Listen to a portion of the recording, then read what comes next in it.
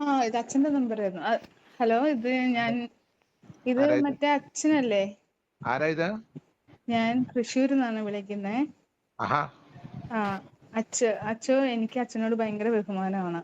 ആരാ സംസാരിക്കുന്നത്? എനിക്ക് ആളിനെ മനസ്സിലായില്ലല്ലോ. ഞാൻ തൃശ്ശൂരിൽ നിന്നാണ് വിളിക്കുന്നേ. ആഹാ.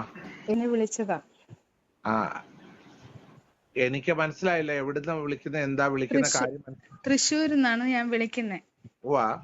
ആ അപ്പൊ അച്ഛൻ എന്നെ അറിയത്തില്ല, ഞാൻ അച്ഛനെ വിളിച്ചെന്നേ ഉള്ളൂ. ഓ, എന്തായിരുന്നു മാറ്റർ? അച്ഛനൊക്കെ ഞങ്ങൾ ബഹുമാനിക്കുന്ന ആൾക്കാരായിരുന്നു. ഓ, എന്ത് പറ്റി ഇപ്പൊ? ഞാൻ എന്ത് ബഹുമാനത്തിന്? ഞാൻ ഒരു കാര്യവും ആരോടും ഒരു കാര്യവും ഞാൻ ചെയ്യുന്ന ആളല്ലല്ലോ. ബഹുമാനം കുറയ്ക്കത്തക്ക പോലെ. ഞാൻ ഇപ്പോഴും ബഹുമാനമുണ്ട്, ഇപ്പോഴും ഉണ്ട്. ഇപ്പോഴും ആ ബഹുമാനം ഉള്ളത് കൊണ്ടാണ് അച്ഛനെ ഒന്ന് വിളിച്ച് ചോദിക്കുന്നത്. ചോദിച്ചോളൂ.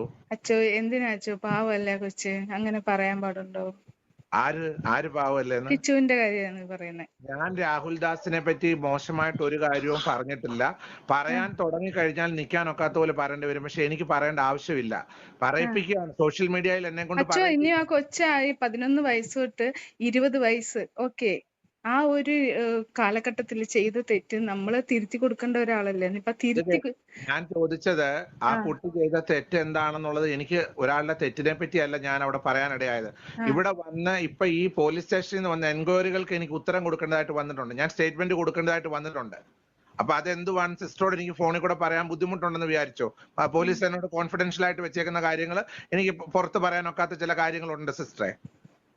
ആയിക്കോട്ടെ അച്ഛോ, ആയിക്കോട്ടെ. ഇനി എന്ത് തെറ്റും ആയിക്കോട്ടെ, നമ്മളത് അച്ഛൻ വിളിച്ച് സംസാരിച്ച് അവന്.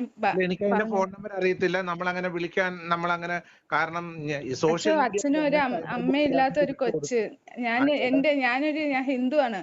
ഞാൻ വിശ്വസിച്ചിട്ടുള്ളത് നിങ്ങളെപ്പോലെ അച്ഛന്മാരും അതേപോലെ മദറും ആ ഒരു ഇതുള്ളവര് നമ്മളെ ഒരു അനാഥയെ പോലുള്ള കൊച്ചുങ്ങളെ അത്രയും കെയറിംഗ് നോക്കുന്ന ആൾക്കാരെ ഞാൻ കണ്ടിട്ടുണ്ട്. ഞാൻ ആ കുട്ടികളെ രണ്ടുപേരെയും ഇവരുടെ ശ്രീകണ്ഠൻ നായർ സാർ എന്നോട് പറഞ്ഞ് കേട്ടിട്ട് ഞാൻ അവർക്ക് രണ്ടുപേർക്കും ജീവിക്കാനുള്ള വഴി കാണിച്ചു കൊടുത്തൊരു മനുഷ്യനാണ്.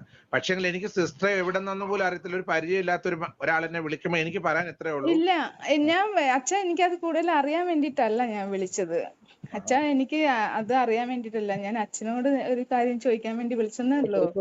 അല്ലാതെ എനിക്ക് അവനെ കുറിച്ച് അറിയണ്ട. ഞാനൊരു അമ്മയാണ്. ഞാൻ എന്റെ സ്ഥാനത്ത് എന്റെ മോൻ ഒരു തെറ്റ് ചെയ്താൽ ഞാൻ അത് തിരുത്താൻ നോക്കും. അല്ലെങ്കിൽ ഞാനത് സിസ്റ്റർ ഇപ്പം ഒരമ്മയുടെ സ്ഥാനത്ത് പറയുവാണെങ്കിൽ എനിക്ക് സിസ്റ്ററോട് ഫോണിൽ കൂടെ പറയാനൊക്കാത്ത ചില വിഷമങ്ങൾ ഉണ്ടായിട്ടുണ്ട് സമൂഹത്തിൽ. അത് ഭയങ്കരമായ രീതിയിൽ സോഷ്യൽ മീഡിയയിൽ നിങ്ങൾ അറിയാത്ത കാര്യങ്ങളായിരിക്കാം. പക്ഷേങ്കിൽ ഞാൻ തൊട്ടപ്പുറം ഇപ്പുറം താമസിക്കുന്ന വീട്ടിൽ ചില മേജർ പ്രശ്നങ്ങൾ ഉണ്ടായപ്പോൾ പോലീസ് എൻക്വയറിയും കാര്യങ്ങളും നടന്നിട്ടുണ്ട്. പോലീസ് എൻക്വയറി എന്നവരുടെ വീട്ടിൽ പല കാര്യങ്ങൾ സംഭവിച്ചത് എനിക്ക് പബ്ലിക്കിൽ പറയാൻ പറ്റത്തില്ല. ഒരു വൈദികൻ എന്ന രീതിയിൽ എനിക്ക് പറയാൻ എനിക്കത് അറിയാം. ഞാൻ അച്ഛനോട് അത് ചോദിക്കാനല്ല വിളിച്ചത്.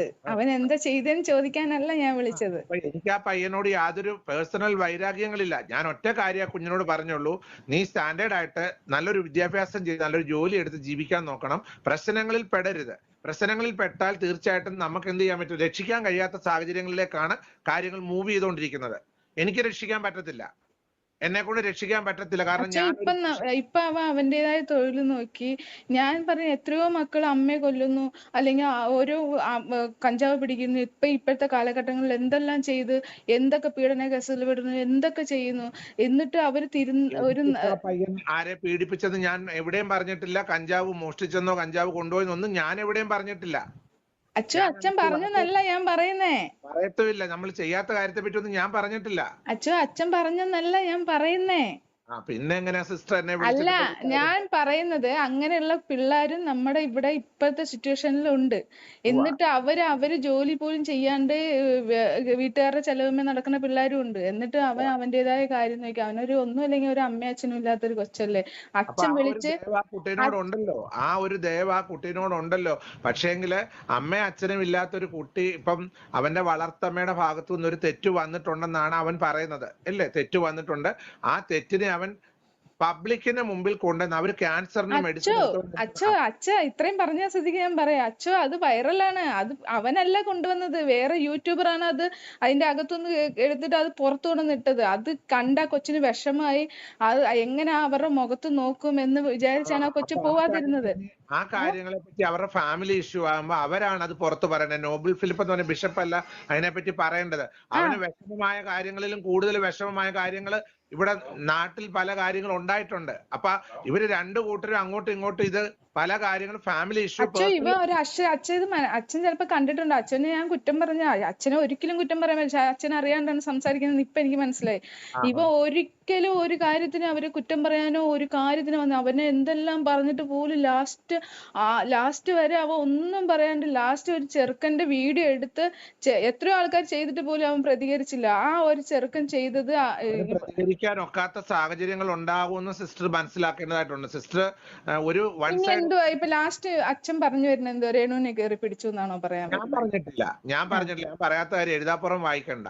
എഴുതാപ്പുറം വായിക്കുകയോ വേണ്ട. അച്ഛോ ഞാൻ പറയട്ടെ, ഇപ്പൊ ആ പെണ്ണുമ്പളെ ചെയ്തോണ്ടിരിക്കുന്ന കാര്യത്തില് അവരുടെ മോൻ കയറി പിടിച്ചില്ലെങ്കിലേ ഇനി ഒരു അത്ഭുതം ഉള്ളൂ. എനിക്കറിയത്തില്ല സിസ്റ്റർ, ഞാൻ കാണാത്ത കാര്യം എങ്ങനെ ഞാൻ പറയും? പിന്നെ എന്താണ് അവൻ ചെയ്തത്? അവൻ എന്താണ് ഇത്രയും വലിയ തെറ്റ് ചെയ്തതെന്ന് അറിയുന്നില്ല. വീട്ടിൽ രേണുസുധിയുടെ വീട്ടിലോട്ട് ഫോൺ വിളിച്ച് ചോദിച്ചു. ഞാൻ അറിഞ്ഞ കാര്യങ്ങൾ പബ്ലിക്കിന്റെ മുമ്പിൽ എനിക്ക് പറയാൻ. അച്ഛനെ പോലെ ഒരാള് വന്നിട്ട് അച്ഛൻ ഇപ്പൊ ഞാനൊരു തെറ്റ് ചെയ്തു അല്ലെങ്കിൽ മറ്റുള്ള ഒരാൾ തെറ്റ് ചെയ്താൽ അച്ഛന്റെ മുന്നിൽ ഞങ്ങൾ രണ്ടാളും ഒരുപോലെയാ. അച്ഛൻ വന്ന് ഞങ്ങളെ ഉപദേശിക്കണം. അച്ഛ ഇങ്ങനെ മക്കളെ ഇത് ചെയ്യരുത്. കുട്ടീന്റെ ഭാഗത്ത് വന്ന തെറ്റുകള് ഞാൻ എന്റെ മനസ്സിൽ 2 വർഷം കൊണ്ട് അറിഞ്ഞിട്ട് പോലും ഞാനത് മനസ്സിൽ വെച്ചപ്പം സോഷ്യൽ മീഡിയയിൽ ഇവൻ നിമിത്തം എന്നെ വലിച്ചു കയറാൻ അവന്റെ യൂട്യൂബേഴ്സ്, അവനെ സപ്പോർട്ട് ചെയ്യുന്ന യൂട്യൂബേഴ്സ് അവന് വേണ്ടിയിട്ട് സംസാരിച്ചിട്ട് എന്നെ വലിച്ചു കയറാൻ എറിഞ്ഞു കൊടുക്കുമ്പോൾ ഞാൻ ഇതിനെ സപ്പോർട്ട് ചെയ്ത് പറഞ്ഞുകൊണ്ട് നിൽക്കണം. അച്ഛനെ അവനൊന്നും വലിച്ചു കയറായിട്ട് ആരാണ് ഇതൊക്കെ നുണ പറഞ്ഞിരുന്നത്? ആര് അച്ഛൻ വന്നതിന് ശേഷം കൊണ്ട് അച്ഛനെ കാണുന്നില്ലേ? രേണുസുധിയുടെ മകൻ രാഹുൽ ദാസ് വിശുദ്ധനാണെന്നും ഞാൻ അവനെ ടാർഗറ്റ് ചെയ്തെന്തോ കോർണർ ചെയ്യുന്നെന്ന് പറഞ്ഞ് കഴിഞ്ഞ 3-4 ദിവസം കൊണ്ട് വീഡിയോസ് വന്നുകൊണ്ടിരിക്കുന്ന ആരും കാണുന്നില്ല. അപ്പൊ അല്ലേ അച്ഛന്റെ വീഡിയോ വന്നതിന് ശേഷം കൊണ്ട് അച്ഛനെ കുറിച്ച് സംസാരിച്ചു. അതുവരെ അച്ഛനെ കുറിച്ച് ആരും സംസാരിച്ചിട്ടില്ല. കാര്യങ്ങളെല്ലാം ഇവരുടെ വീട്ടിൽ ഒരു ഇഷ്യൂ നടന്നിട്ടുണ്ടെന്നുള്ളത് പബ്ലിക്കിൽ ഒരു വാർത്ത വന്നിട്ടുണ്ടായിരുന്നു. ആ വാർത്ത വന്നതിന് ശേഷമാണ് ഈ പോലീസ് കേസും കാര്യങ്ങളെല്ലാം ഇവിടെ വന്നേക്കുന്നത്. അപ്പൊ അത് പല കാര്യങ്ങളും പുറത്ത് പറയാനൊക്കാത്ത ചില കാര്യങ്ങളായിരിക്കുമല്ലോ. അപ്പൊ അതുകൊണ്ട് ഇനിയിപ്പോ അവന്റെ പേരിൽ ഇത്രയും വലിയ കേസുണ്ടെങ്കിൽ അവൻ പുറത്തിറങ്ങി നടക്കുവോ? എനിക്കതിനെ പറ്റി അറിയത്തില്ല. ഞാൻ പറയുന്ന അച്ഛൻ ഇത് കൂടുതൽ അച്ഛന് അറിയത്തില്ല. അതാണ് കാര്യം. അച്ഛൻ അറിയത്തില്ല. വേറൊരു സ്ഥലത്താണ്. എനിക്ക് അതിനെപ്പറ്റി അറിയത്തില്ല. ഞാൻ പോലീസ് എൻക്വയറിയും കാര്യങ്ങളും പോലീസ് എന്നെ വിളിച്ചിരുന്നുണ്ട്. അപ്പൊ എനിക്ക് ഇതിനെപ്പറ്റി അറിയാത്ത കാര്യം അറിയത്തില്ല എന്ന് തന്നെ ഞാൻ പോലീസിനോട് പറഞ്ഞിട്ടുണ്ട്.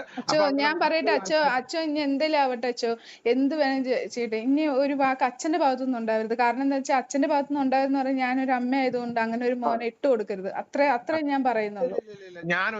ഞാൻ ഒരു ഇന്റർവ്യൂ കൊടുത്തിട്ടുണ്ട്. ആ ഇന്റർവ്യൂ കണ്ടിട്ടുള്ളവർക്ക് അത് മനസ്സിലാകും. എനിക്ക് പറയാനുള്ള വേർഷൻസ് ഞാൻ പറഞ്ഞിട്ടുണ്ട്. അത്രേ ഉള്ളു അച്ഛാ. അല്ലാണ്ട് അച്ഛനോട് ദേഷ്യം ഉണ്ടായിട്ട് ഞാൻ ഇത് ചോദിക്കാൻ വേണ്ടി വിളിച്ചതാ. ഞാനൊരു അമ്മ ആയതുകൊണ്ട് ആ കൊച്ചു 10-40 വയസ്സായ കൊച്ചല്ലേ, 20 വയസ്സ്, അതിന്റെ ഉള്ളിൽ എന്തെങ്കിലും തെറ്റ് ചെയ്തിട്ടുണ്ടെങ്കിൽ നമ്മളത് തിരുത്തേണ്ട ആൾക്കാരാ. നമ്പർ എടുത്ത് വിളിക്കാൻ കാണിച്ച മനസ്സിന് താങ്ക് യു. ഞാൻ തിരക്കിനിടയിലാണെങ്കിലും നിങ്ങളോട് സംസാരിച്ചിട്ടുണ്ട്. ഞാൻ ഒരിക്കലും പബ്ലിക്കിന് മുമ്പിൽ ഒരു മോശമായ രീതിയിൽ ആ കുട്ടീനെ പറയാൻ ഞാൻ അനുവദിക്കാതെ എന്റെ കാര്യങ്ങൾ വളരെ കെയർ ചെയ്താൽ മുമ്പോട്ട്. എനിക്ക് വേണേ ഇന്ന് പബ്ലിക്ക് പല കാര്യങ്ങളും പറയാമായിരുന്നല്ലോ സിസ്റ്ററെ. അച്ഛാ ഞാനൊരു കാര്യം പറയട്ടെ, ആ കൊച്ചു ആ വീട്ടിലേക്ക് പോകുന്നില്ല. അനിയനെ കാണാൻ മാത്രമേ പോകുന്നുള്ളൂ. ഒരു പ്രശ്നം ഉണ്ടാക്കുന്നില്ല. ആരോടും ഒരു പ്രശ്നം ഉണ്ടാകും. എന്തോ ആയിക്കോട്ടെ, മഹാപാവം പറയണ്ടേ പ്രശ്നം ഉണ്ടോ ഇല്ലയോ എന്നുള്ള ആ വീട്ടുകാർ പറയട്ടെ. എനിക്കൊരു പ്രശ്നമില്ല. അവര് തന്നെയാണ് അച്ഛാ ഈ വീട്ടിലുണ്ടാവുന്ന എല്ലാ കാര്യവും എടുത്തിട്ട് ഓരോരുത്തരുടെ കൈ കൊടുത്തു ഓരോന്ന് ഈ പബ്ലിസിറ്റി ആക്കുന്നത് അവര് തന്നെ. അച്ഛനത് അറിയാത്തതുകൊണ്ടായിരിക്കും. അച്ഛനെ ഞങ്ങൾ കുറ്റം പറയുന്നില്ല. വിളിച്ചതിൽ സന്തോഷം. ഞങ്ങൾ അച്ഛനും അമ്മയും ഇല്ലാത്ത കിച്ചുവിനെ ജനങ്ങൾക്ക് മുന്നിൽ വലിച്ചു കീറാൻ ഇട്ടുകൊടുക്കുന്നത് ഒരിക്കലും നല്ലതായിട്ട് തോന്നുന്നില്ല.